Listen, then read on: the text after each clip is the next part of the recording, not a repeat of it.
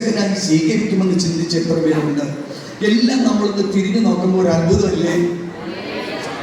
ഒരു അഭിമത എല്ലാം തിരിഞ്ഞു നോക്കുമ്പോൾ അത്ഭുതമല്ലേ? എന്നെപ്പോലൊരു മനുഷ്യ യേശുവിനെ രക്ഷകനായി സ്വീകരിക്കുക.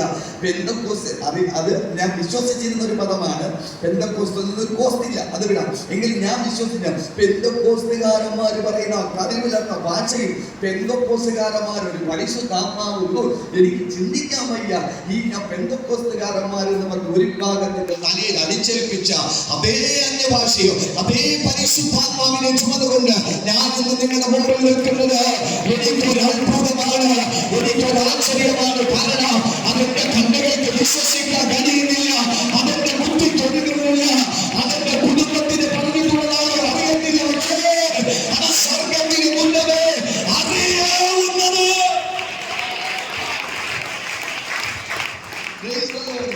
എത്ര അത്ഭുതമാണല്ലേ നമ്മുടെ ജീവിതം നമ്മൾ നോക്കുമ്പോൾ, എത്ര ആശ്ചര്യകരമാണ് നമ്മുടെ ജീവിതം ഓർക്കുമ്പോൾ. അതൊക്കെ ഒരു അത്ഭുതമാണ്. എനിക്ക് ഒരു മോനെ കുറിച്ച് ഭയങ്കര സന്തോഷമുണ്ട്. ഇവിടെ ഇരിക്കും അവനെവിടതോ പുറകിൽ ഇരിക്കുന്ന നമ്മളിലേക്ക് വളർത്തില്ല. കാരണം ഇടയ്ക്ക് വെച്ച് എന്നെപ്പോലുള്ള മനുഷ്യനല്ലേ, ഞാനും സ്നാനം പെട്ടിട്ട് തെറ്റിപ്പോയ മനുഷ്യനാണ്. അവന് സ്നാനം പെട്ടിട്ട് തെറ്റി അവന് ലോകപരമായി ജീവിച്ചു. അവനിപ്പോ 3 കേസുണ്ട്. അവന് 3 കേസുകൾ ഇപ്പൊ നിലവിലുണ്ട്. കഴിയാത്തുണ്ടോ? ഇല്ലല്ലോ. അവന് 3 കേസുകളുണ്ട്. അവനെ ഓർത്ത് അവന്റെ അമ്മ അവന്റെ പപ്പ ഭാരം കൊണ്ട ഭാരം വലുതാണ്. അങ്ങനെയാണ് ആരോ പറഞ്ഞിട്ടാണ്, ആരാ ഇവരുടെ അടുത്ത് പറഞ്ഞിരിക്കുന്നത് ഒരു ചർച്ച ഉണ്ടെന്ന് വിളിക്കും. ആ സഹോദരി പറഞ്ഞു ഇങ്ങനെ ഒരു ചർച്ച ഉണ്ട്, ആ ചർച്ചിലേക്ക് ആ മോനെ കൊണ്ടുവന്ന്. സത്യത്തിൽ ഇവനെ ഇവിടെ കൊണ്ടുവന്നപ്പോൾ അവസ്ഥ എന്താണ് അഭിരാജിന് അറിയാം. ഇവന്റെ പപ്പേരെടുത്തുള്ള നിർദ്ദേശം ഇവൻ എങ്ങനെയെങ്കിലും ഇവിടെ ഇറങ്ങി പോകണം. ഇങ്ങനെയൊക്കെ അവസ്ഥയിലാണ് ഇവൻ നിൽക്കുന്നത്. പക്ഷേ ആ സമയത്ത് ഞാനുണ്ടോ അഭിരാജ് പറഞ്ഞു, നീ പോണെങ്കിൽ നീ പാസ്റ്റർ നിന്ന് കണ്ടിട്ടോ. അങ്ങോട്ട് ആരാ അവിടുത്തെ പാസ്റ്റർ? അപ്പൊ അവർ ടീഷർട്ട് ഒക്കെ നടക്കുന്ന ഒരാളിനെ ഉണ്ട്. അപ്പൊ അവൻ പറഞ്ഞു ഇതാണ് പാസ്റ്റർ. ഞാൻ നോക്കിയപ്പോൾ ചെക്കൻ കയറി അകത്തിരുന്നു. പോകാൻ വേണ്ടി വെളിയിൽ ഇറങ്ങി നിന്നവൻ കയറി അകത്തിരുന്നതല്ല വിഷയം. ഇന്ന് വരെ അവൻ പിന്നെ ഒരാരാധന മുടങ്ങിയിട്ടില്ല. എങ്ങനെ വന്നാലും എങ്ങനെ മടങ്ങി വരുള്ളോ ഭാരപ്പെടണ്ട. എല്ലാം ദൈവത്തിന്റെ പദ്ധതിയാണ്. എന്റെ ദൈവം എല്ലാം അറിയുന്നവരാണ്. എന്റെ ദൈവം എല്ലാം കാണുന്നവരാണ്. നിന്റെ ഒരിക്കലും നാശത്തിലേക്ക് വിട്ടുകൊടുക്കാതെ, നിന്റെ ഒരിക്കലും ദുഃഖത്തിന് വിട്ടുകൊടുക്കാതെ, നിന്റെ ഒരിക്കലും ലോകത്തിന് വിട്ടുകൊടുക്കാതെ നിന്റെ മരത്തിൽ പിടിക്കുന്ന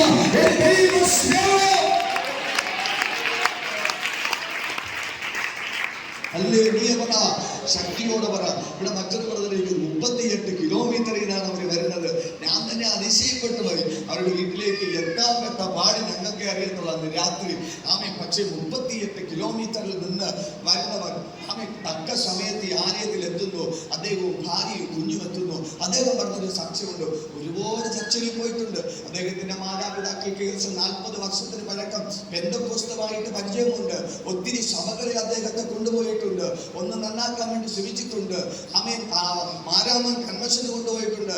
അദ്ദേഹം പറഞ്ഞൊരു പദമുണ്ട് എൻ്റെ അടുത്ത്, എവിടെ പോയിട്ടും എൻ്റെ ഹൃദയത്തിനകത്ത് അതൊന്നും ഉൾക്കൊള്ളാൻ പറ്റിയില്ല. പക്ഷെ ഇവിടെ ഇരിക്കുന്ന ഒരു സഹോദരി പറഞ്ഞു, അങ്ങനെ നിനക്ക് ഒരു സഭയും ഉൾക്കൊള്ളാൻ പറ്റിയില്ലെങ്കിൽ നീ ഞങ്ങളുടെ ചർച്ചിലേക്ക് വന്നു നോക്ക്. ഒരു ദിവസം വന്നാൽ മതി.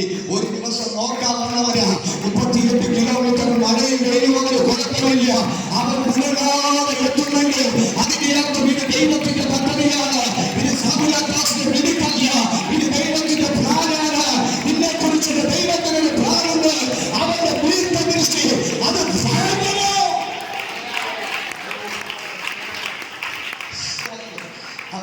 എനിക്ക് ഇന്നെങ്കിലും ഈ വാക്യത്തിൽ കയറിപ്പോണെന്ന് ആഗ്രഹം ഉണ്ടായിരുന്നു. പക്ഷെ ദീർഘദൃഷ്ടി എന്നൊരു പദ്ധതി കൊണ്ടെങ്കിൽ കർത്താവ് നിർത്തി.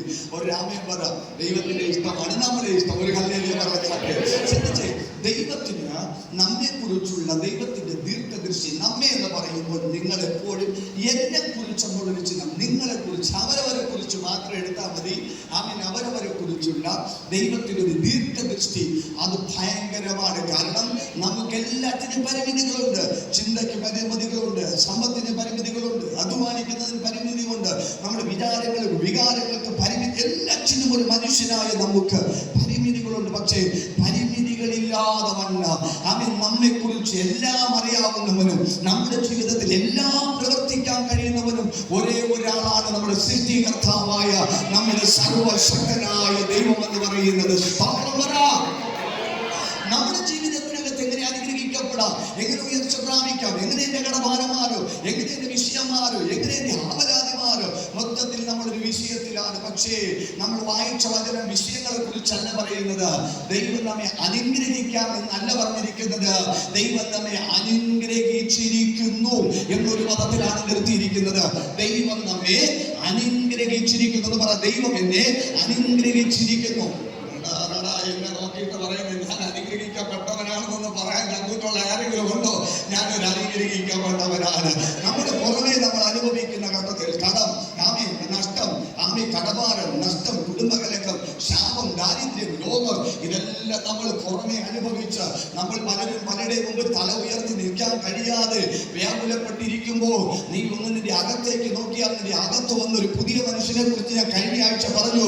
അവന് കടഭാരമില്ല, അവന് രോഗമില്ല, അവന് ദാരിദ്ര്യമില്ല, അവന് നിന്നയില്ല, അവന് ഒറ്റപ്പെടലില്ല.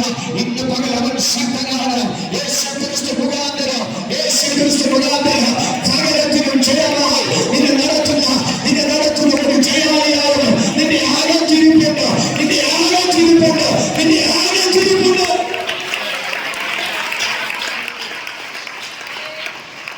എത്രത്തോളം നിങ്ങൾക്ക് ഈ സന്ദേശങ്ങൾ ഗ്രഹിക്കാൻ പറ്റും എന്നുള്ളത് എനിക്ക് അറിയത്തില്ല.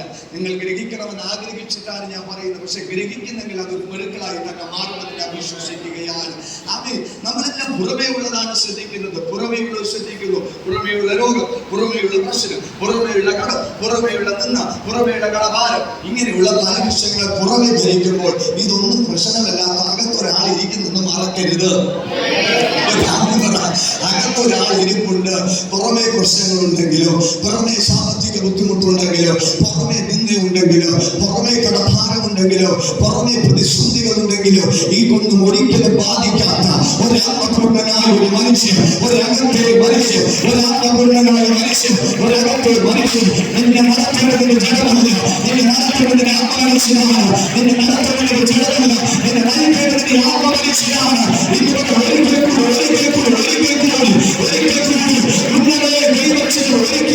ഈ കന്യകയുടെ ഭാഗത്തിന്റെ നിലവാരത്തിൽ അവന് ദൈവമഹത്വമായി ജനിക്കട്ടെ.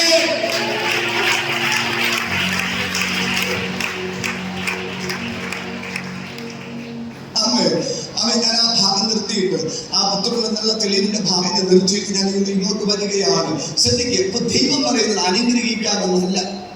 നമ്മളെല്ലാം ദൈവത്തോട് പ്രാർത്ഥിക്കുക, എന്നെ അനുഗ്രഹിക്കണം യേശുപ്പ, എനിക്കൊരു വീട് തരണം യേശുപ്പ, എനിക്കൊരു കാറ് വേണം യേശുപ്പ, എനിക്ക് വസ്തു വേണം യേശുപ്പ. ഇതെല്ലാം കർത്താവ് നമ്മൾ കർത്താവിനോട് പറയുകയാണ്. എന്റെ രോഗം മാറ്റണം യേശുപ്പ. ബൈബിളിന്റെ വചനം അയച്ചു നിങ്ങളെ സൗഖ്യമാക്കി. അവരുടെ അടിപ്പിണരാൽ നിങ്ങൾ സൗഖ്യമായിരിക്കുന്നു. എനിക്കറിയത്തില്ല, ഇതൊക്കെ വചനമാണ്. അവന്റെ അടിപ്പിണരാൽ നിങ്ങൾക്ക് സൗഖ്യം വന്നുമിരിക്കുന്നു. ഹലോ, അടിപ്പിണരാൽ നിനക്ക് സൗഖ്യം വന്നുമിരിക്കുന്നു എന്ന് പറഞ്ഞാൽ സൗഖ്യമാക്കാമെന്നല്ല. നീ വിശ്വസിച്ചാൽ വചനം നിന്നെ നൂറ്റാണ്ടുകൾക്ക് മുമ്പ് സൗഖ്യമാക്കിയിരിക്കുന്നു എന്നാണ് അർത്ഥം. അകത്ത് കത്തിയാൽ പുറത്ത് വിടുതൽ നടക്കും. അകത്ത് കത്തിയാൽ പുറത്ത് വിടുതൽ നടക്കും. അകത്ത് കത്തിയാൽ പുറത്ത് വിടുതൽ നടക്കും. ഇല്ലെങ്കിൽ സുരേഷ് ഡോക്ടറിനെയും ശാന്ത ഡോക്ടറിനെയും സരസമ ഡോക്ടറിനെയും നോക്കി നമ്മൾ ശ്രദ്ധിക്കും. അകത്ത് കത്തിയാൽ പുറത്ത് വിടുതൽ നടക്കും. അകത്ത് വീണാൽ വിളിപ്പ് നടക്കും. യേശുവിന്റെ നാമത്തിൽ സാധന ശേഖരി അത്തുനി മഹന്തരകടക ശൈലദാസ് വേദിയ പ്രധാന അത്തുനി ജനകടക ശൈല പ്രൗഢമനകടകസു അന്റെ രഗതകസി അന്തപ്രൗഢമനകടക ശബ്ദന. അപ്പോൾ അരമണിക്കൂറുകൊണ്ട് ചില കാര്യങ്ങളിട്ട് ഞാൻ പ്രാർത്ഥിക്കും. സത്യം ഇത്രയും സമയം നിങ്ങൾ എന്റെ കൂടെ പറഞ്ഞേ. അപ്പോ അനുഗ്രഹിക്കാം എന്നൊരു പദമല്ല ബൈബിളിലുള്ളത്, അനുഗ്രഹിച്ചിരിക്കുന്നു എന്നൊരു പദമാണ്. അനുഗ്രഹിച്ചിരിക്കുന്നു ആ ഒരു വാക്യത്തിന് പൂർണ്ണനാക്കിയിരിക്കുന്നു എന്നുണ്ട്. പൂർണ്ണനാക്കിയിരിക്കുന്നു. ഞാൻ പൂർണ്ണനാണെന്ന് പറയുന്നത് എത്ര പേരുണ്ട്? ഞാൻ പൂർണ്ണനാണ്. അയ്യോ, ഞാൻ പൂർണ്ണനാണെന്ന് പറയുന്നത് കാണാറുണ്ട്. ഞാൻ പൂർണ്ണനാണ്. അല്ലോ, ഒത്തിരി പല കരങ്ങൾ കണ്ടില്ല. അതിന്റെ അർത്ഥം എന്തെന്നറിയാമോ? ഞാൻ പൂർണ്ണനല്ല, വിശ്വസിക്കാൻ പറ്റുന്നില്ല. അല്ലെങ്കിൽ ഈ പബ്ലിക് സഭയിൽ ഞാൻ പൂർണ്ണനാണെന്ന് കരം ഉയർത്തിയാൽ സത്യത്തിൽ ഞാൻ പറയുന്നത് കളവാണ്. കാരണം എന്റെ ജീവിതത്തിൽ പൂർണ്ണതയില്ല, വിശുദ്ധിയിൽ പൂർണ്ണതയില്ല, പ്രാർത്ഥനയിൽ പൂർണ്ണതയില്ല, അങ്ങനെ എന്റെ ജീവിതത്തിന്റെ നന്മകളിൽ ഒരു പൂർണ്ണതയില്ല, ഒന്നിനും പൂർണ്ണതയില്ല. പക്ഷെ ബൈബിൾ എന്നാ പറയുന്നത്? നിങ്ങളെ ക്രിസ്തുവിൽ പൂർണ്ണരാക്കിയിരിക്കുന്നു, പരിപൂർണരാക്കിയിരിക്കുന്നു. വായിക്കുമോ? ഫിലിപ്പിയ ലേഖനം ഒന്ന് പെട്ടെന്ന് പോയിട്ട് നമുക്ക് വരാം, പെട്ടെന്ന് വരാം. ആ വാക്യത്തിലേക്ക് ഒന്ന് കേറി തൊട്ടിട്ട് നമുക്ക് വരാം.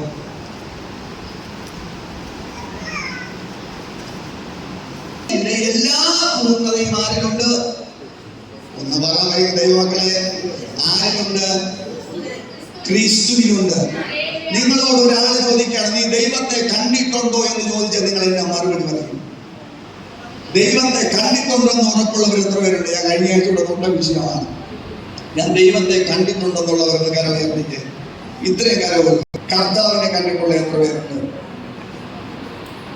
ഇത്രയും പേരുള്ളൂ. ഈ ആണുങ്ങളെ സൈഡ് ആരുമില്ല. അപ്പൊ നിന്റെ അകത്തിരിക്കുന്ന ആളാണ്. ഞാൻ ഇന്നലെ പറഞ്ഞതുപോലെ റെനി ടോമിയും ഷാരൂഖ് ഖാനും സൽമാൻ ഖാനും ഒക്കെ. നീ ആരെയാണ് സ്വീകരിച്ചേ? ഹലോ, ആരെയാണ് സ്വീകരിച്ചത്? പെട്ടെന്ന് പറയണം. അപ്പൊ അകന്നിരിക്കുന്നത് ആരാ? ആ മനുഷ്യനെ ഇതുവരെ നിങ്ങൾ ആരും കണ്ടിട്ടില്ലേ? അല്ല, ഈ ക്രിസ്തുവിനെ കണ്ടിട്ടില്ലെങ്കിൽ എന്റെ പ്രസംഗം വ്യർത്ഥമാണ്. കാരണം ഇനിയിപ്പം വലുതായിട്ടൊന്നും അകത്ത് കയറാൻ സാധ്യതയില്ല. നിന്റെ അകത്തിരിക്കുന്ന മനുഷ്യനെ നീ കണ്ടിട്ടില്ലെങ്കിൽ പിന്നെ പുറത്തിരിക്കുന്നതിനെ കുറിച്ച് പറഞ്ഞിട്ട് കാര്യമില്ല. സ്തോത്രം പറഞ്ഞില്ല. ഈ എഫെസ്യ ലേഖനം പറയുന്നത് ആരെ കുറിച്ചാണ്? എഫെസ്യ ലേഖനം പറയുന്നത് സഭയെ കുറിച്ചാണ്. ഒരാളെ പറയാമോ? ആരെ കുറിച്ചാണ്? സഭയെ കുറിച്ചാണ്. ആരാണ് സഭ? ആരാണ് സഭ? രക്ഷിക്കപ്പെട്ട ക്രിസ്തുവിനെ സ്വീകരിച്ച നാം ഓരോരുത്തരും സഭയാണ്. പുതിയ വെളിപ്പാടായിരിക്കും. ഞാൻ അവിടുത്തെ വലിയ കത്തോലിക്ക പള്ളിയിൽ പോയി, ഞാൻ തൊടിക്കലിൽ ഒരു സാബുപാസിന്റെ പള്ളിയിൽ പോയി. ഇത് വെറും ബിൽഡിംഗ് മാത്രം. ഇത് വെറും ബിൽഡിംഗ്.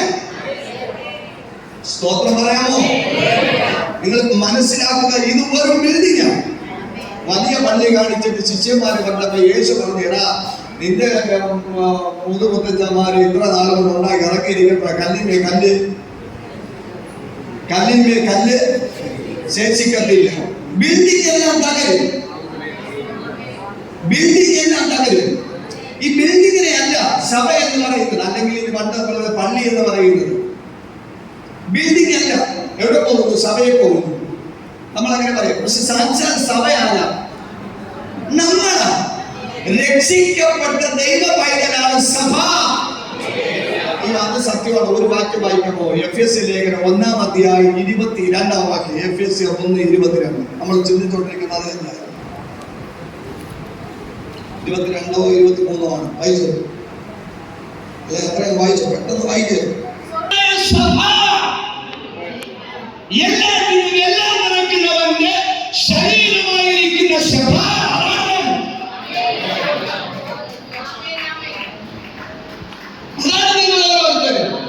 ക്രിസ്തുവിന്റെ ശരീരമായിരിക്കുന്ന സഭ. ഇവിടെയാണ് മക്കളെ ഒരു പ്രത്യേകത വരുന്നത്. ക്രിസ്തുവിനെ സ്വീകരിക്കുക എന്ന് പറയുമ്പോൾ നമുക്ക് ഭയങ്കര പ്രശ്നമാണ്. ഈ സന്ദേശം ഏറ്റവും കൂടുതൽ പൗലോസ് പറഞ്ഞിരിക്കുന്നത് സഭയോടാണ്. എന്ന് പറഞ്ഞാൽ രക്ഷിക്കപ്പെട്ടു വന്ന കൂട്ടത്തോടാണ്. ബൈബിൾ രണ്ട് ഭാഗമുണ്ട്. ഒന്ന് രക്ഷിക്കപ്പെട്ട ജനം, രണ്ട് രക്ഷിക്കപ്പെടാത്ത ജനം. രക്ഷിക്കപ്പെട്ട ജനം ക്രിസ്തുവിന്റെ സഭ, രക്ഷിക്കപ്പെടാത്ത ജനം ജാതി. സ്തോത്രം പറഞ്ഞില്ല. പക്ഷെ ഞാനിത് പ്രസംഗിക്കുമ്പോൾ ഇത് എഫക്ട് ചെയ്യുന്നത് സഭയ്ക്കാണ്. കാരണം സഭയ്ക്ക് പോലും ഇന്ന് ബോധമില്ലാതെ പലരും ഇരിപ്പുണ്ട്. എങ്ങനെ ഉൾക്കൊള്ളുന്ന എനിക്ക് അറിയത്തില്ല. പക്ഷെ ബോധ്യമുള്ള സഭയെല്ലാം കേറും. സ്തോത്രം. രക്ഷിക്കപ്പെടും. അപ്പൊ രക്ഷിക്കപ്പെടുക. ആരും ഇവിടെ രക്ഷിക്കപ്പെടാതിരിപ്പുണ്ടോ?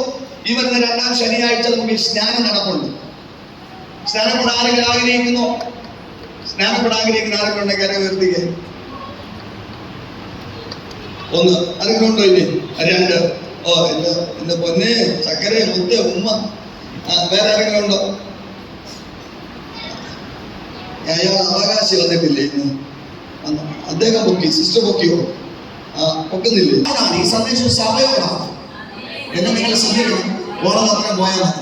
എന്തിനു പ്രസംഗിച്ച് കൈയടിപ്പിച്ച് പോയി വിളിച്ചു വിട്ട് നാളെ വിട്ടത് അതൊക്കെ മനസ്സിലാക്കിക്കോ, എല്ലാം ശ്രദ്ധിച്ചിരിക്കുന്നു. ഇത് രക്ഷിക്കപ്പെട്ട സഭയോടുള്ള സന്ദേശമാണ്. അപ്പൊ സഭയ്ക്ക് ബോധ്യമില്ലെങ്കിൽ ജാതികൾക്ക് ഇതിനെങ്ങനെ ബോധ്യം വരും? ജാതികൾ ബോധ്യം വന്നിട്ട് കാര്യമില്ല. രക്ഷിക്കപ്പെട്ടാലേ നീ സഭയാകും. രക്ഷിക്കപ്പെട്ടല്ല. നമ്മൾ ഇന്ന് പിടിച്ചുകൊണ്ടിരിക്കുന്ന അമ്മ പള്ളിയിൽ CSI ആയിരുന്നു, ഞാനും ചെയ്തത്. അമ്മ കത്തോലിക്കായിരുന്നു, ഞാനും കത്തോലിക്ക. അമ്മ കൊണ്ടുപോയി എന്നെ തളിച്ചു, ഞാനും തളിച്ചു. ഇന്ന് നമ്മൾ ആ തളിപ്പിലായിരിക്കും. ആ തളിപ്പിക്കും അമ്മ തളിപ്പിച്ചത്, അപ്പം തളിപ്പിച്ചത്, നീ തളിച്ചത് ഒന്നും സ്നാനമല്ല. സ്നാനം എന്തെന്ന് വെണ്ടയ്ക്ക് അക്ഷരത്തിൽ ഈ ബൈബിളിൽ എഴുതി വെച്ചു. യേശു ക്രിസ്തുവിനോട് കൂടെ ചേരുവാൻ സ്നാനമേറ്റവരായ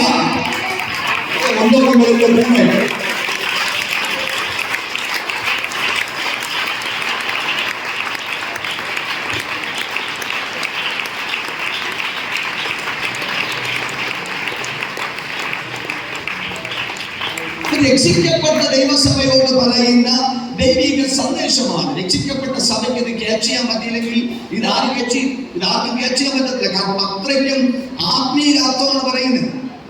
നിങ്ങൾ അത്രയ്ക്കും ആത്മീയ അർത്ഥമാണ് പറയുന്നത്. ഞാൻ കഴിഞ്ഞ ആഴ്ച ഇവിടെ നിന്ന് 2 ആഴ്ച ഇവിടെ നിന്ന് പ്രാഗൽഭ്യത്തോടെ ഇങ്ങനെ പറഞ്ഞു, എനിക്ക് കടമില്ല എന്ന് പറഞ്ഞു. അപ്പൊ എന്റെ കടം അള്ളിപുള്ളി തെറ്റാതെ അറിയാവുന്ന, എന്നെ കടക്കാരനായിരുന്ന സമയത്ത് ഒരുപാട് സഹായിച്ചിട്ടുള്ള ഒരാള് അവിടെ നിന്ന് മയക്കെടുത്ത് വെച്ച് അതൊന്നും പറയാൻ ആലോചിക്കണം. ഇത്ര ജനത്തിന്റെ മുമ്പിൽ എത്ര കടമാണെന്ന് ഞാൻ തെളിയിച്ചാണ്. ഞാൻ പറഞ്ഞു എന്നെ തള്ള. അപ്പൊ മനസ്സിലായി പെണ്ണാണ്. ഒരു നല്ല വെളിപ്പാട് പോലും പറയാൻ സമ്മതിക്കില്ലല്ലേ?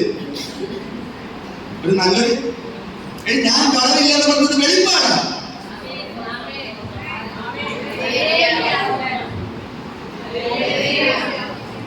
ലക്ഷങ്ങൾ കടബാധ്യത ഉണ്ട്, പക്ഷെ ഞാൻ പറഞ്ഞത് വെളിപ്പാടാണ്. കടമുണ്ട് എവിടെയെങ്കിലും എങ്ങോട്ടെങ്കിലും ഈ ദേശം വിട്ട് ഇവിടെ നിന്നൊക്കെ മാറി എവിടെയെങ്കിലും ആരും കാണാത്ത എവിടെയെങ്കിലും നിന്ന് ജീവിക്കണം. ഇറങ്ങിയാലും കടക്കാര്, പോയാലും കടക്കാര്, പ്രശ്നം അകത്ത് ഒരു കിടില ബോധ്യം വെളിപ്പെടുകയാണ്. ആ ലക്ഷങ്ങൾ പുറമെ കടമുള്ളപ്പോൾ അകത്താരെ പറയുന്നത് ഈ കടക്കാരനല്ല. എന്റെ സകല ബാധ്യതകൾ ക്രിസ്തുവിൽ ദൈവം ഉന്നതെ തീർത്തിരിക്കുന്നത്.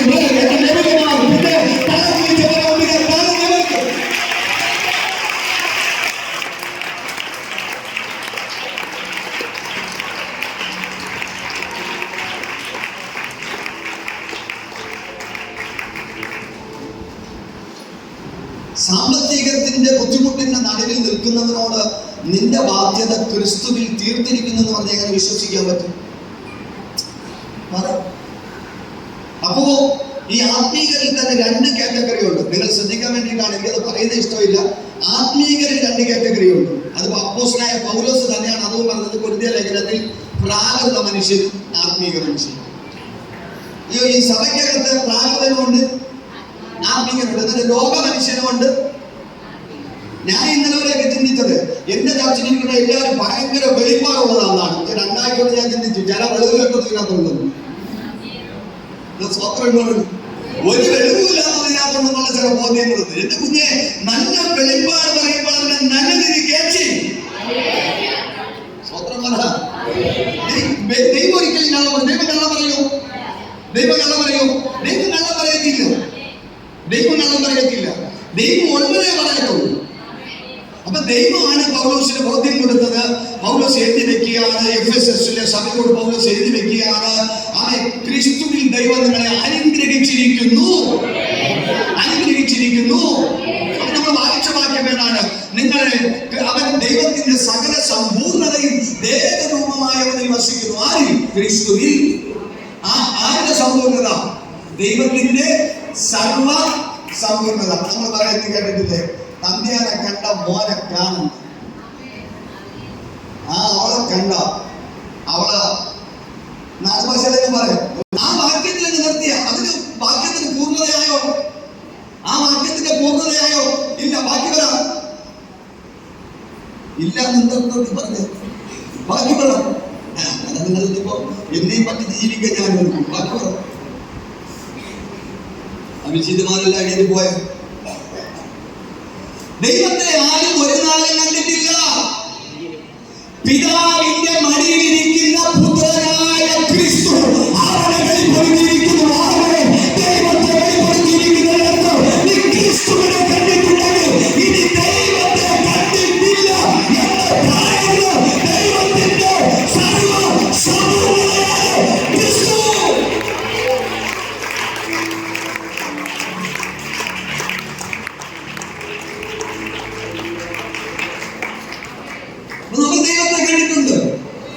പറയുന്ന കേട്ടപ്പോൾ നിങ്ങൾ കണ്ടിട്ടില്ല, യേശുവിനെ കണ്ടിട്ടില്ല എന്ന് പറഞ്ഞു.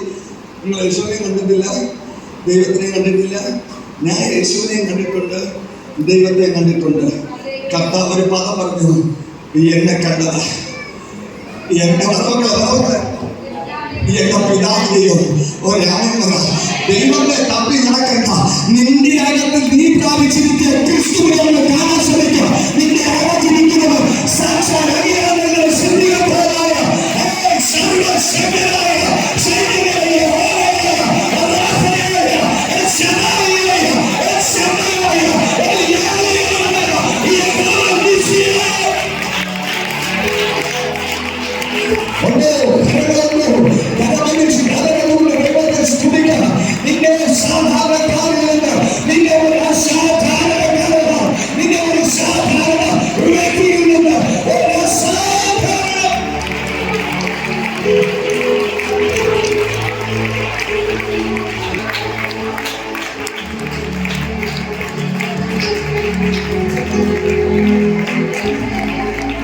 ഏകരൂപമായി വസിക്കുന്നത് ക്രിസ്തുവിനാണെങ്കിൽ നമ്മൾ സ്നാനത്തിലൂടെ സ്വീകരിച്ചത് ക്രിസ്തുവിനെയാണ്. മഹത്വത്തിന്റെ പ്രത്യാശയായ ക്രിസ്തു നിങ്ങളിലിരിക്കുന്നു. ശ്രദ്ധിച്ചേ, കൊരിന്ത്യർ ലേഖനം പറയുന്ന ഒരുത്തൻ ക്രിസ്തുവിനായാൽ അവൻ പുതിയ സൃഷ്ടിയാകുന്നു, പഴയത് കഴിഞ്ഞുപോയി. സകലതും എന്ന് പറഞ്ഞ കണ്ണും നാക്കും മൂക്കും ശരീരവും എല്ലാം ക്രിസ്തുവാണ്.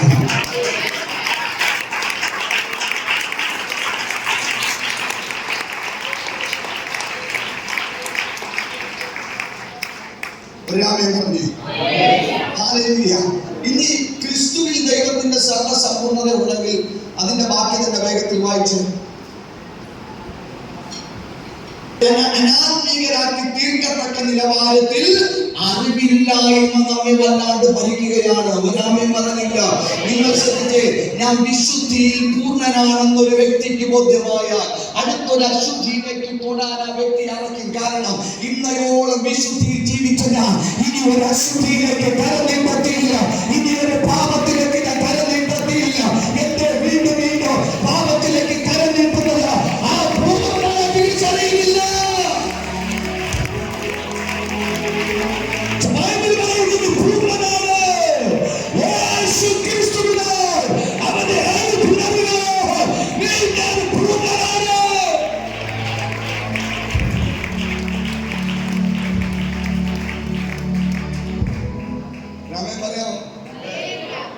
കടമാറുന്ന കഥയല്ല ഇത്, കടമാറും മാറ്റുന്ന കഥയല്ല ഇത്, ഇത് മുമ്പിൽ വന്ന ശത്രുവിനെ അടിച്ചിടുന്ന കഥയല്ല ഇത്. ഇത് റേഞ്ച് വേറെ. ഗ്രാമം പറ. ചർച്ച് ഓഫ് ഏലിയോണിനെ അങ്ങനെ കൊണ്ടുപോകാൻ സ്വർഗം ആഗ്രഹിക്കുന്നെങ്കിൽ ആ റേഞ്ചിലോട്ടൊന്ന് കയറി പോവാൻ കൊതിക്കുന്നതല്ലേ നല്ലത്? 5 പൈസ അക്കൗണ്ടിൽ ഇല്ലപ്പോഴും ഞാൻ പറഞ്ഞു, ഇത് പണി തീരേണ്ട 10-40 ലക്ഷം രൂപ ദൈവം എന്റെ അക്കൗണ്ടിൽ ഇട്ട് തന്നതിനെ ഓർത്ത് ഞാൻ സ്തുതിക്കുന്നു.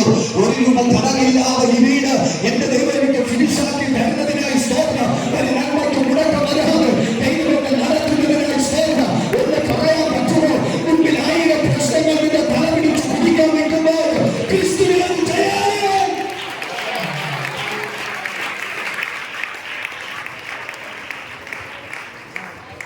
പൂർണ്ണത പെട്ടെന്ന് വരാൻ പാടാം. ഈ വീട് തീർന്നുകൊണ്ട് കുറഞ്ഞത് ഒരു 10-40 ലക്ഷം രൂപയാണ്. ഒരു ഹല്ലേലൂയ പറ. ഇത് തീരേണ്ട ഫുൾ പണം എന്റെ അക്കൗണ്ടിൽ തന്നത് ഞാനുള്ളതെന്ന് പറഞ്ഞാൽ പിന്നെയുള്ള അനന്തര ഫലങ്ങളൊക്കെ ഭയങ്കരമായിരുന്നു. ശ്രദ്ധിക്കണം നിങ്ങൾ. സത്യസന്ധമായിട്ട് നിങ്ങൾക്ക് വേണമെങ്കിൽ സത്യത്തിൽ ജീവിക്കാൻ വേണ്ടിയിട്ടാണ് ഞാൻ ഇത് പറഞ്ഞു തരുന്നത്. നമ്മളെ വ്യക്തി കള്ളം പറയിപ്പിക്കുന്നത് ദൈവമല്ല, സാധാരണ. ഒരു ആമേൻ പറ. അപ്പൊ ഞാൻ പറഞ്ഞത് ഇപ്പൊ കള്ളോ സത്യമോ നിങ്ങൾ ജനീകമായി ചിന്തിക്കരുത്. ഞാൻ ആത്മീക നിലവാരത്തിൽ സത്യമോ പറഞ്ഞത്.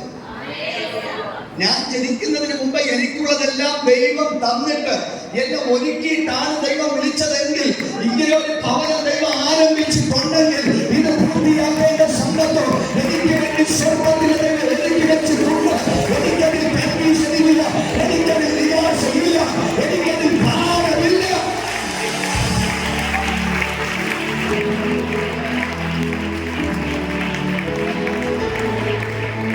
വിവാഹം 21 കഴിഞ്ഞതും 20 കഴിഞ്ഞത് എന്റെ വീട്ടിൽ നിൽക്കുമ്പോ എങ്ങനെ അയക്കുമെന്ന് ചിലർ ആക്ഷേപിച്ച് ചോദിക്കുന്നു. ഈ വീട് പണിയോട് ആ ചോദ്യം നിൽക്കും.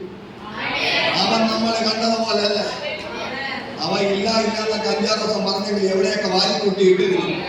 അപ്പൊ ഒരു ചോദ്യത്തിന്റെ സമാപ്തിയാണ് വീടിന്റെ ആരംഭമെന്ന് വിശ്വസിക്കുന്നവർക്കായി ഇനി നിങ്ങളുടെ പാസ്റ്ററായി ഇന്നും ആത്മാർത്ഥമായ ഒരു സത്യം ജനീകമായി പറയട്ടെ. അവർക്കുള്ള അവരുടെ ഭാവിക്കുള്ള ഒരു രൂപ പോലും 5 നയാ പൈസ പോലും എന്റെ സ്വപ്നങ്ങൾ ഭയങ്കരമാണ്. നിങ്ങൾക്കാർക്കെങ്കിലും എന്നെ ഓവർടേക്ക് ചെയ്യാൻ പറ്റുമെങ്കിൽ ചെയ്യും. എന്റെ ചർച്ചിൽ എന്റെ കുഞ്ഞുങ്ങളുടെ വിവാഹ സമയം എന്റെ ചർച്ചിൽ എത്ര അഭിഷിക്തമാരുണ്ട്. അവരെല്ലാം കോട്ടിട്ട് സ്റ്റേജിൽ കയറും. 500 ഉള്ളിലെ ഉടുപ്പെടുക്കാൻ ഞാൻ പൈസ കൊടുക്കില്ല. സ്റ്റാൻഡേർഡ് കോട്ടിട്ട് എന്റെ അഭിഷിക്തമാരെ ഞാൻ കേട്ടു.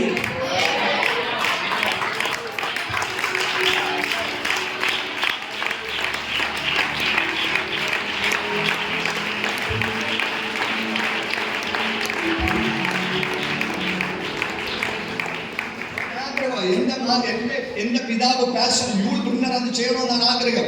അത് യൂൾ ബ്രിന്നറാണ് ചെയ്യുന്നതെങ്കിൽ കുറഞ്ഞത് 25,000-ൽ കുറയാത്ത കോട്ട് സൂട്ട് വിട്ട് എന്റെ മോളുടെ വിവാഹം നടത്താൻ ഞാൻ ആ മനുഷ്യനെ കേട്ടു. നിനക്ക് എഴുതി ഇടാൻ പറ്റും, എഴുതി ഞാൻ മറന്നു. നീ മറക്കരുത്. ഇത്രയൊക്കെ ആഗ്രഹങ്ങളോടെ നിൽക്കുമ്പോ എന്റെ മക്കളെ അയക്കാൻ 1 രൂപ ഇന്ന് അക്കൗണ്ടിൽ ഞാൻ കരുതാതിരിക്കുമ്പോ ഞാൻ പറയാം, ദേശത്തിൽ നടക്കാത്ത കല്യാണത്തെ പോലെ എന്റെ കുഞ്ഞുങ്ങളെ ആവശ്യത്തിന് വേണ്ടി എന്റെ സ്വർഗത്തിൽ കഴിയുക. അവരുടെ ഹതരാവിലേക്ക് എനിക്കുള്ളതല്ല.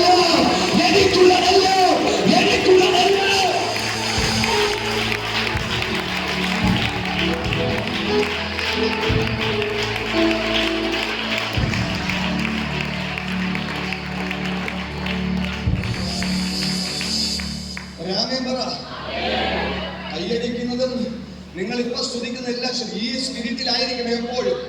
ഒരു വാക്ക് പോലും മാറി ചിന്തിക്കാൻ നിങ്ങൾ ആഗ്രഹിക്കരുത്. ഞാൻ പറയുന്നത് ഭൗതിക മണ്ഡലത്തിൽ നിന്ന് ആത്മമനുഷ്യനായിട്ടാണ് സംസാരിക്കുന്നത്. ഞാൻ ജഡപ്രകാരം നിന്ന് ജഡീകനായിട്ടല്ല സംസാരിക്കുന്നത്. ഞാൻ ജഡപ്രകാരം നിന്ന് ആത്മമനുഷ്യനായിട്ടാണ് സംസാരിക്കുന്നത്. ഇത് സംഭവിച്ചിരിക്കും. നിന്റെ തലമുറയോട് നീ ഭാരപ്പെടേണ്ട. അങ്ങനെ ഒരു മകളെ ദൈവം നിനക്ക് തരുന്നതിന് മുമ്പ് അവക്കുള്ളതല്ല അവന്റെ സംഗീത ഭണ്ഡാരത്തിനകത്ത്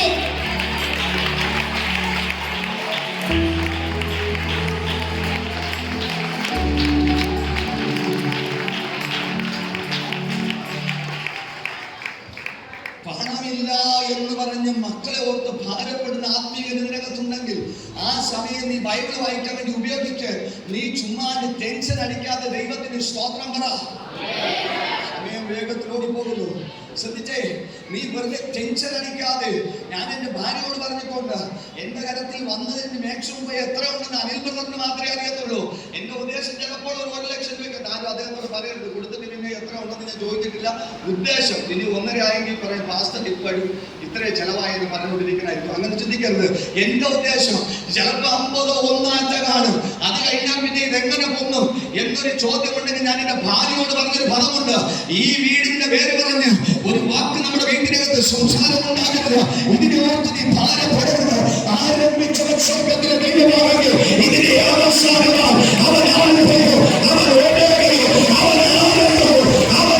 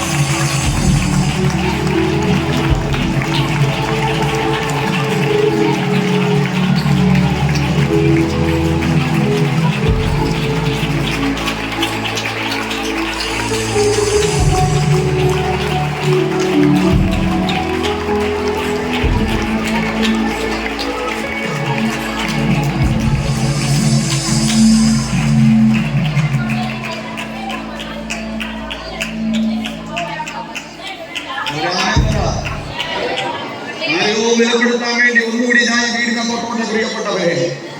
കഴിഞ്ഞ 14 വർഷങ്ങൾക്ക് മുമ്പ് 2010 ഈ വസ്തു എങ്ങനെയെങ്കിലും വിറ്റ് കളഞ്ഞിട്ട് ഈ ദേശത്ത് നിന്ന് എവിടെയെങ്കിലും ഓടിപ്പോയി ഏതെങ്കിലും വീട് വാടകയ്ക്കെടുത്തോ ഒരു കൊച്ചു ഷെഡ് വെച്ചോ ഈ ദേശം വിട്ട, ഈ ശമിക്കപ്പെട്ട ഭൂമി വിട്ട, ഈ കടങ്കേറിയ മണ്ണ് വിട്ട, അധ്വാനിച്ചിട്ട് വിളങ്ങാത്ത ദാരിദ്ര്യം പിടിച്ച ഈ വസ്തുവിനെ വിറ്റിട്ട എങ്ങോട്ടെങ്കിലും ഓടി രക്ഷപ്പെടാൻ നിന്നപ്പോ ഒരു അവിശുദ്ധൻ കയറി വന്ന് ചവിട്ടിയിട്ട് പറഞ്ഞു, ഈ ശമിക്കപ്പെട്ട മണ്ണ് നീ വിറ്റിട്ട് പോകാൻ വേണ്ടി നിൽക്കുന്നെങ്കിൽ ഇതേ മണ്ണിൽ ഒരു 3 നില കെട്ടിടം സ്വർഗത്തിലെ ദൈവം നിനക്ക് തരാമെന്ന് പറഞ്ഞു.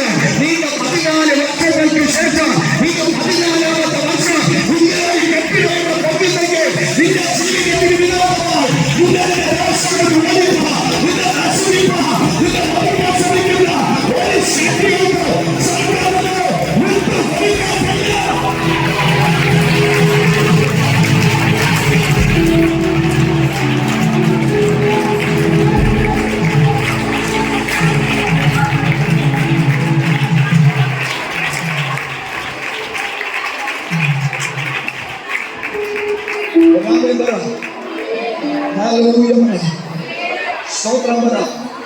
ദൈവത്തിന്റെ ദീർഘദൃഷ്ടി മാത്രം ഞാൻ 2 പോയിന്റ് പുറത്ത് തൊട്ട് ഞാൻ പ്രാർത്ഥിക്കുകയാണ് നിങ്ങളുടെ ഹൃദയത്തിൽ വീഴാൻ വേണ്ടി.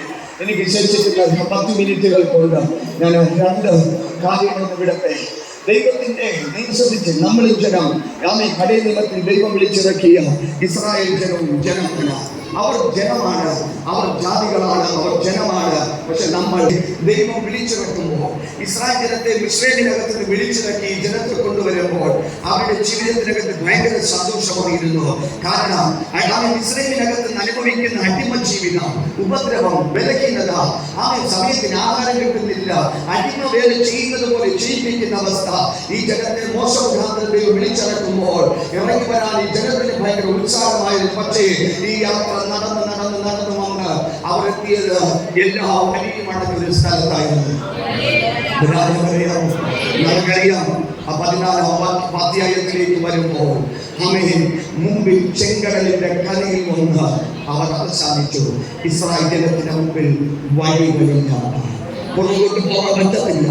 ഫറവോനും സൈന്യവും കയ്യിൽ വാളുമായി കുന്തവുമായി മണ്ണുമായി വരുന്നുണ്ട്. കിട്ടുന്നിടത്ത് വെച്ച് കൊന്നു കളയാൻ വേണ്ടി ഇത് സൈന്യങ്ങളിലേക്ക് ഓടിക്കയറാൻ പറ്റത്തില്ല. ഓടിക്കയറാൻ പറ്റാതെ വലിയ കുന്നുകൾ, വലിയ പടുകൂട്ട പാറക്കുന്നുകളാണ്. മുമ്പിലേക്ക് ഓടാൻ പറ്റത്തില്ല. കാരണം ഒരു കാല് വെച്ചാൽ അതിന് ജീവനോട് വലിച്ചകത്ത് നിൽക്കുന്ന ആ തിരവിൽ നിൽക്കുന്ന ചെങ്കടലാണ്. ഇസ്രായേൽ ജനം നമ്മളെ പോലെ ചിന്തിച്ചു, അല്ലെ എല്ലാ വഴിയും എല്ലാ പ്രതീക്ഷകളും നഷ്ടപ്പെട്ടു. ഞാൻ ഇപ്പോഴിങ്ങനെ ഭാവന ചിന്തിക്കുന്നത്, ഓടിക്കയറാൻ ഒരുവന് കഴിഞ്ഞിരുന്നെങ്കിൽ ഈ കുന്നിലോട്ട് ഓടിക്കയറത്തില്ലായിരുന്നു. ഓടിക്കയറാൻ പറ്റത്തില്ല. ചെങ്കടലിലോട്ട് ഓടിച്ചാടി നീന്തി രക്ഷപ്പെടാൻ കഴിയാവുന്ന നീന്തൽ വിദഗ്ധന്മാരാരും അതിന്റെ കൂട്ടത്തില്ല.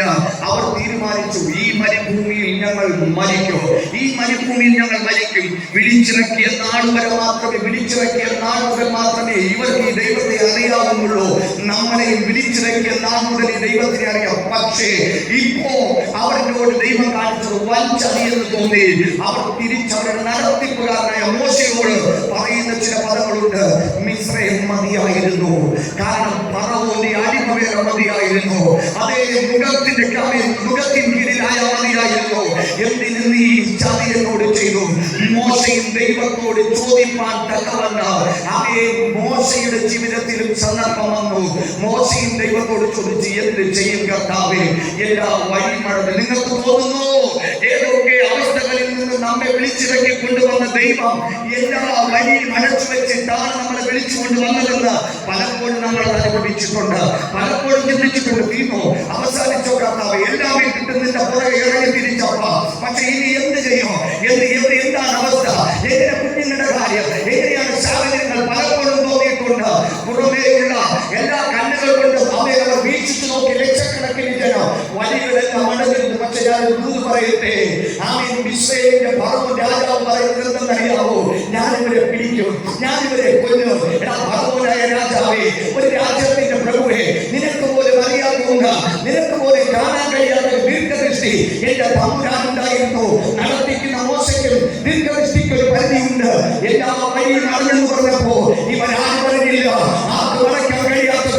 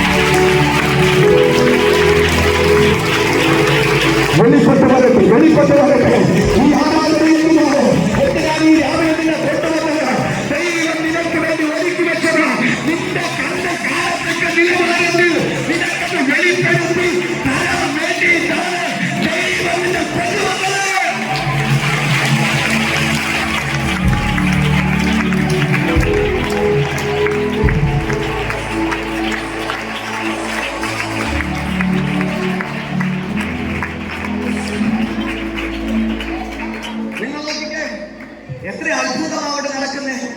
നടത്തുന്ന മോശയും വഴിയാണല്ലോ. ഞങ്ങൾ ഈ മരുഭൂമിയും മരിക്കും, ലക്ഷക്കണക്കിന് ജനം മറന്നു, ഞങ്ങൾ ഈ മരുഭൂമിയും മരിക്കും. സത്യം അവർ പറഞ്ഞത്. കാരണം അവിടെ മുമ്പിൽ എല്ലാ വഴിയും മറന്നു, എല്ലാ വഴിയും മറന്നു. എല്ലാ വഴിയും അറിഞ്ഞ ആരെങ്കിലും ഉണ്ടോ? സ്തോത്രം മാത്രം പറഞ്ഞാൽ മതി. നീ ആകുലപ്പെടണ്ട, നീ പരവേശപ്പെടണ്ട.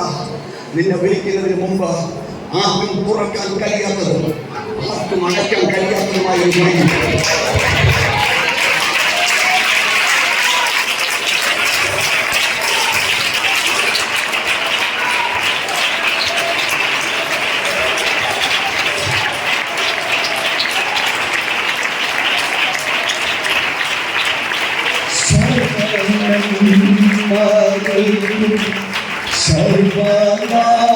സർവകാലങ്ങൾക്കും ഉറവിടമായൻ യേശുവേ, സർവനന്മകൾക്കും സർവകാലങ്ങൾക്കും ഉറവിടമായൻ യേശുവേ.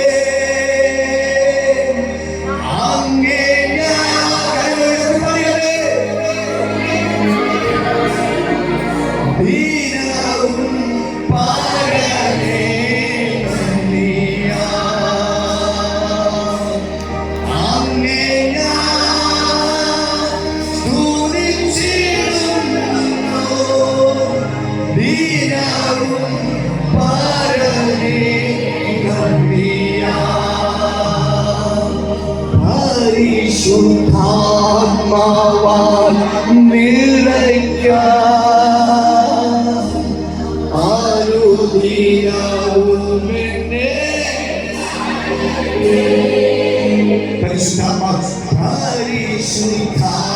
പരിശുദ്ധാത്മാവാൽ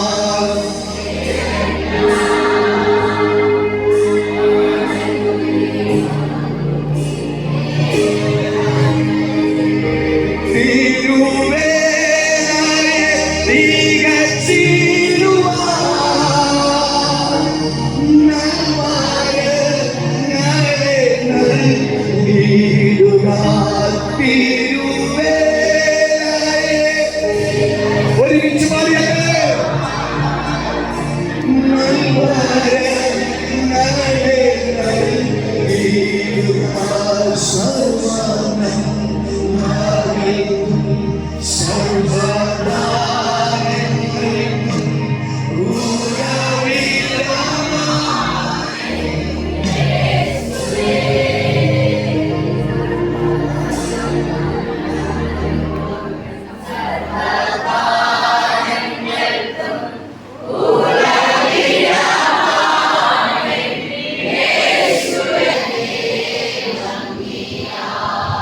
നിങ്ങൾ ഒന്നിക്കേ മക്കളെ, ഇക്കരെ നിന്ന് ഞങ്ങൾ ഈ മരുഭൂമിയിൽ നശിച്ചു പോകും. എല്ലാ വഴിയും അടഞ്ഞെന്ന് പറഞ്ഞ ഈ ജനം, സത്യത്തിൽ ആ ജനം എത്ര തവണ ചിന്തിച്ചു എല്ലാം വിട്ട് വലിയ വില്ലാളിയെ പോലെ പല പരസ്യത്തിലും മയക്കെടുത്ത് പറഞ്ഞ് ഇനി ഞാൻ വന്ന് തിരിയത്തില്ലെന്ന് പറഞ്ഞ് നിനക്ക് വേണ്ടി ഇറങ്ങി അടനോക്കാ വഴി. അങ്ങനെയൊന്നും വഴി അറിയത്തില്ല.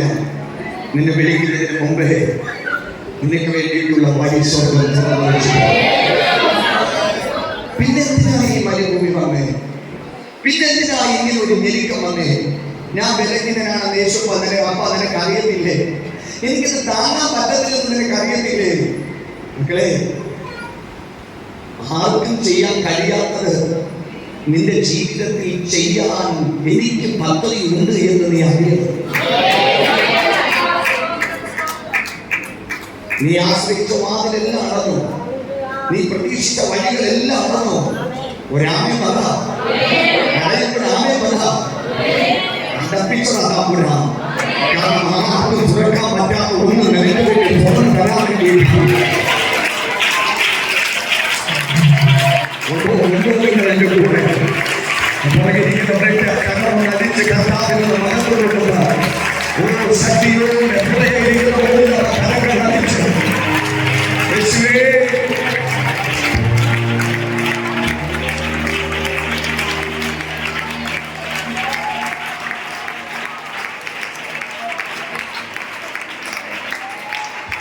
വിട്ടും എവിടെ പോയാലും അവിടെ നോക്കി അഭിഷിക്തന്മാരും അഭിഷിക്തന്മാരും ഒരു രാജ്യം വിഭജിച്ചു.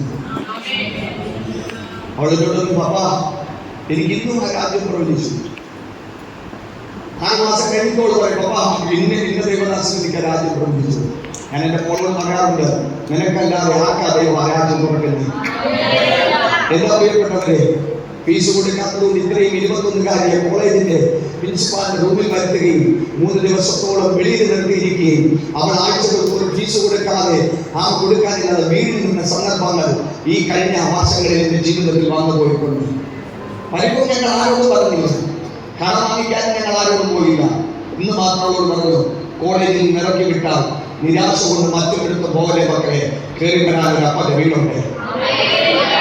ഇറക്കി വിടുന്നത് വിടട്ടെ, നിന്നെ വിടുമ്പോൾ നീ ധൈര്യത്തോടെ പപ്പയുണ്ട്. പപ്പ തരാത്തതുകൊണ്ടല്ലേ നിനക്ക് ആ കോളേജിൽ ഫീസ് കൊടുക്കാൻ പറ്റാത്തത്. നീ വീട്ടിൽ വാ, നീ വീട്ടിൽ വന്നിരിക്കുക. എല്ലാ ആരെങ്കിലും ഒരു ദൈവമുണ്ട്. നിങ്ങൾ ആരെങ്കിലും ഭാവി വിചാരിക്കുന്നത് പറഞ്ഞല്ല, അവിടെ വിദ്യാഭ്യാസം മുടങ്ങിയില്ല.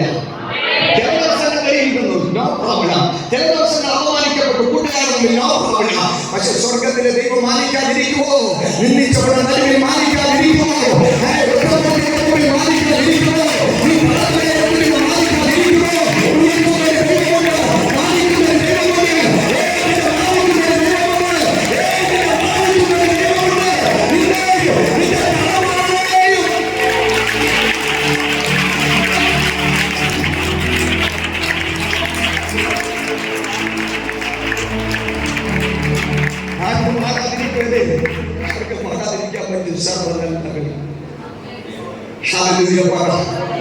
നിങ്ങൾ ശ്രദ്ധിച്ച മനുഷ്യന്റെ മുമ്പിൽ, ലക്ഷക്കണക്കിന്റെ മുമ്പിൽ, നേതൃത്വത്തിൽ നിൽക്കുന്ന പ്രവാചകന്റെ മുമ്പിൽ എല്ലാ വഴിയും അടഞ്ഞു. നമ്മളെ ചിന്തിച്ചതുകൊണ്ടൊന്നും ഭാരപ്പെടല്ല നമുക്ക് തോന്നി.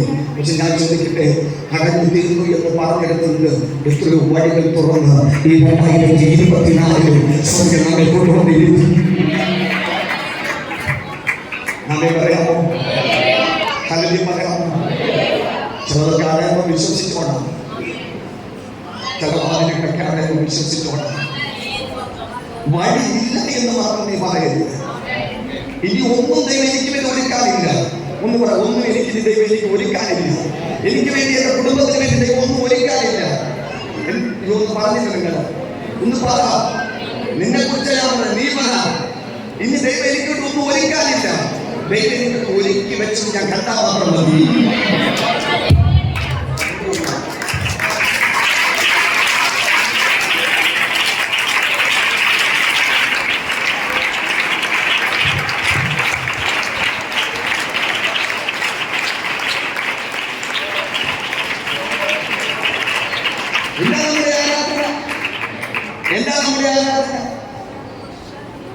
ലോകക്കാരനായിരുന്നാൽ ഒരിക്കലും ദൈവം നിനക്ക് വേണ്ടി ഒരുക്കി വെച്ചത് നീ കാണത്തില്ല. പക്ഷെ നീ ദൈവത്തിന്റെ സന്നിധിയിൽ ഇരിക്കുമ്പോൾ ദൈവം നിന്റെ ജീവിതത്തിനകത്ത് ഓരോ ആചാരങ്ങളുടെ പകർന്നു ഞാനിരിക്കുന്നത് വെളിപ്പെട്ട് വന്നുകൊണ്ടേയിരിക്കും. അതാ ഞാൻ പ്രാരംഭ ഈ വിഷയം കൊണ്ടപ്പോ സമയം പോയി. പ്രാരംഭത്തിൽ ഞാൻ പറഞ്ഞത് ആ ഇസഹാക്കിന്റെ കാര്യം പറഞ്ഞു, അല്ല ഇസ്മായിലിന്റെ കാര്യം പറഞ്ഞു, ഹാഗറിന്റെ മകന്റെ കാര്യം പറഞ്ഞു. ബാലന്റെ നിലവിളി സ്വർഗത്തിൽ എത്താൻ ഒരു താമസം, വെയിറ്റിംഗ്. നിങ്ങൾ എന്നെ കേൾക്കുന്നു? ബാലന്റെ നിലവിളി സ്വർഗത്തിൽ എത്താൻ വേണ്ടി ഒരു വെയിറ്റിംഗ്. ഇവിടെ ഒരു അമ്മ കിടന്ന് അലയുക ഒരു വെള്ളത്തിന്. അമ്മേ, നീ ഭൗതിക മണ്ഡലത്തിൽ അലയുന്നെങ്കിൽ അലഞ്ഞോ, സാരമില്ല. ബാലന്റെ നിലവിളി സ്വർഗം കേട്ടു. ദൈവം ഒരു ഉറവ തുറന്നു. മാജിക്കിൽ വന്ന ഉറവയല്ല. ആ ഉറവ അവിടെ ഉണ്ടായിരിക്കുമ്പോൾ തന്നെ അവിടെ 46 പ്രാവശ്യം തപ്പിക്കാണ്. ഇവിടെ ഒരു വെള്ളം കിട്ടുമോ, ഒരു വെള്ളം കിട്ടുമോ? ഇതേ ഇങ്ങനെ ഒരു പച്ചച്ചെടി കിട്ടിയിരുന്നെങ്കിൽ ഇതിലൊരു തുള്ളി മഞ്ഞുതുള്ളി ഇരുന്നാൽ എടുത്ത് കുഞ്ഞിന്റെ നാവ് നനയ്ക്കാം. മരണപ്രാളത്തിൽ കുഞ്ഞ് മരണം കൊണ്ട് വിളയുമ്പോൾ ഒരമ്മ ആവലാതപ്പെട്ട് എന്റെ വിശ്വാസത്തിൽ 46 പ്രാവശ്യം ഈ ഉറവയുടെ അടുക്കൽ പോയിട്ടും ഇവൻ കണ്ടില്ല. കാരണം ഇവന്റെ തിരച്ചിൽ ഭൗതിക മണ്ഡലത്തിലാണ്. എന്നാൽ ഒരുവൻ മരണത്തിന്റെ നിലവിളിച്ചു. ദൈവം ബാലന്റെ നിലവിളിച്ചു.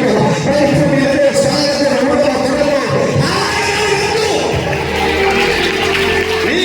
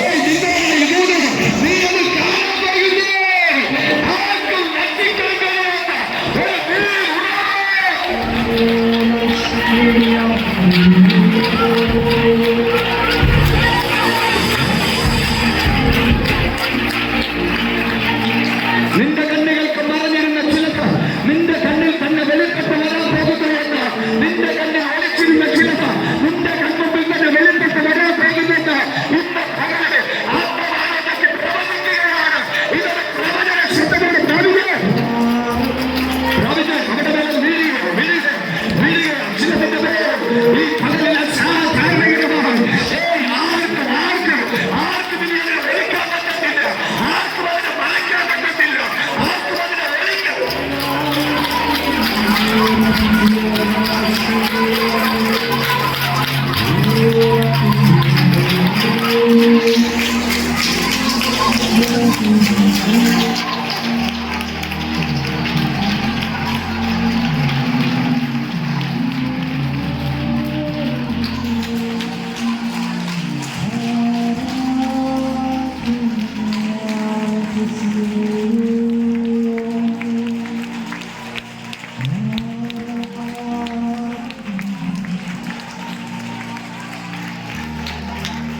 നീ പിടിച്ച പറ്റൂ.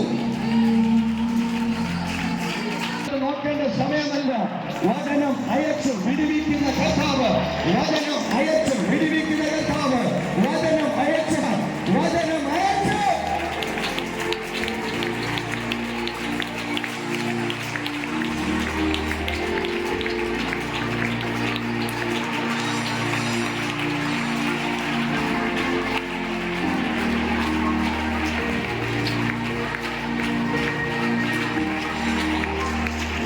ഒന്നുകൂടി നിന്നെ ഉറപ്പിക്കാൻ വേണ്ടി, നിന്നെ ഒന്നുകൂടി ദൈവം ബലപ്പെടുത്താൻ വേണ്ടി, വിളിച്ചിറക്കുന്നതിന് മുന്നേ ഒരു വഴി ദൈവം ചെങ്കടലിൽ തുറന്നു വെച്ചു എന്ന് പറഞ്ഞാൽ ഒരുപക്ഷെ ആർക്കും വിശ്വസിക്കാൻ പറ്റത്തില്ല. പക്ഷെ ഒരു വഴി തുറന്നപ്പോൾ എല്ലാവരും വിശ്വസിച്ചു.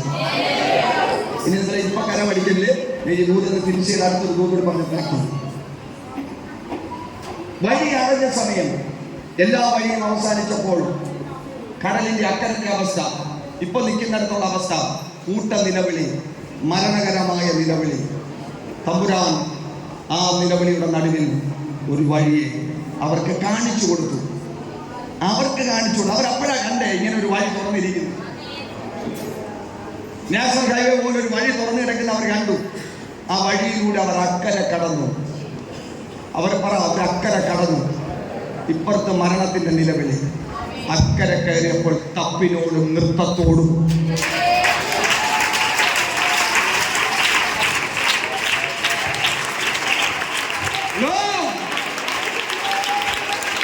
ഒരു വിലാപം ഉണ്ടെങ്കിൽ ഒരു നൃത്തം നിന്റെ ജീവിതത്തിനകത്തുണ്ട്.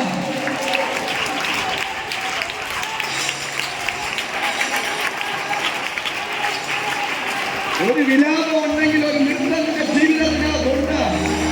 ദൈവം ഇടപെടുകയാണ്. ഒരു ഞെരുക്കമുണ്ടെങ്കിൽ അടുത്ത വിശാലത കാണാൻ പോവുകയാണ്.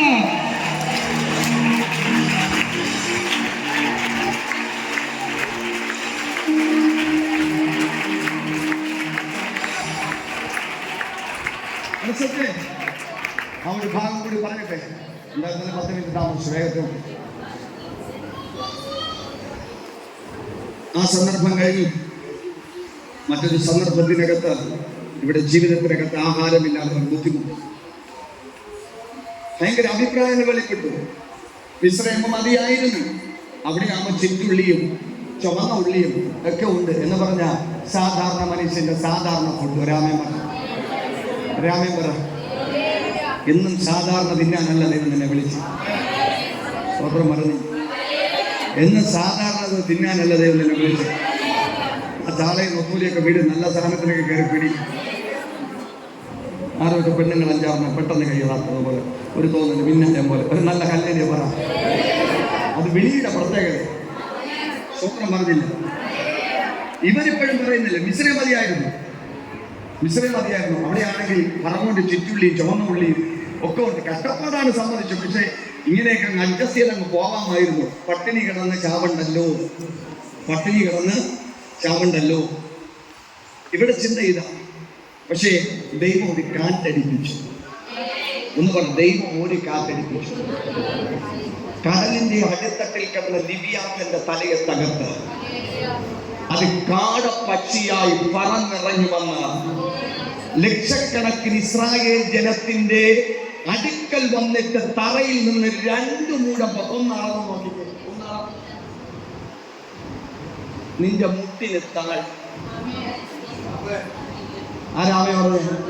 ഗ്ലോറി. ഇതിനെ പിടിക്കാൻ ശ്രമിച്ചപ്പോ കിട്ടിയിട്ടില്ല. ഇതിനെ അന്വേഷിച്ച് നടന്നപ്പോ കണ്ടെത്തിയില്ല.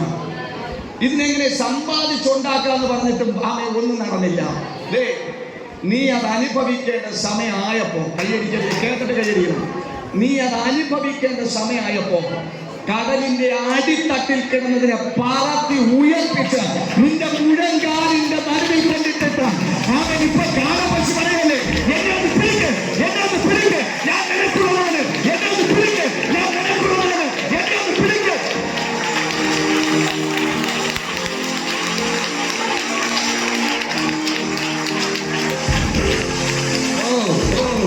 ഇതുവരെ അന്വേഷിച്ച് നടന്നിട്ട് കാണാത്തത്, ഇതുവരെ നേടാൻ ശ്രമിച്ചിട്ട് നടക്കാത്തത്, ഇതുവരെ പിടിക്കാൻ ശ്രമിച്ചിട്ട് നടക്കാത്തത് നിന്റെ മുഴങ്കാലിൽ.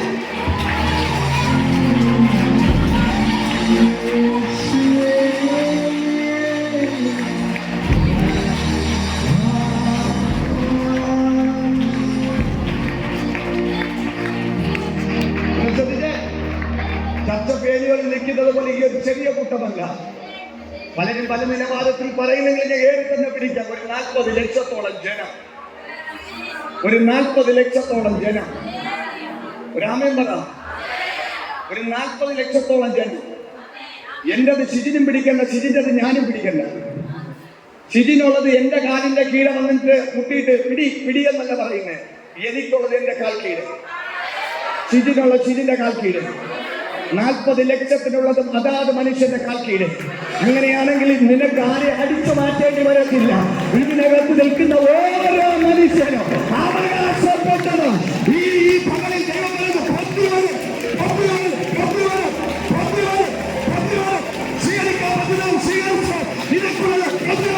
ഈ 2024 ഇതേ അവകാശം, ഇതേ തീര് പരിശുദ്ധാത്മ ഇടവരുന്നു.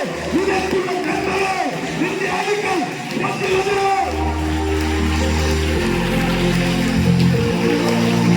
പ്രാപിച്ചോ, പ്രാപിച്ചോ, പ്രാപിച്ചോ. ശക്തിയുണ്ട്, ശക്തിയുണ്ട്. ആ ഭൂമിയിലേക്ക്, ആ ഭൂമിയിലേക്ക് ശക്തിയുണ്ട്.